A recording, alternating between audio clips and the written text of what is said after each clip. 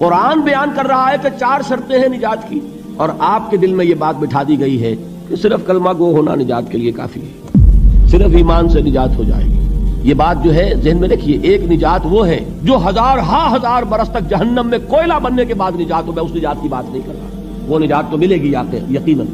जिस शख्स के दिल में राई के दाने के बराबर भी ईमान होगा, वो अपने आमाल की, अपने करतूतों की सदा भुगत कर बिल आखिर जन्नत के अंदर दाखिल किया जाएगा, जहन्नुम से निकाला जाएगा।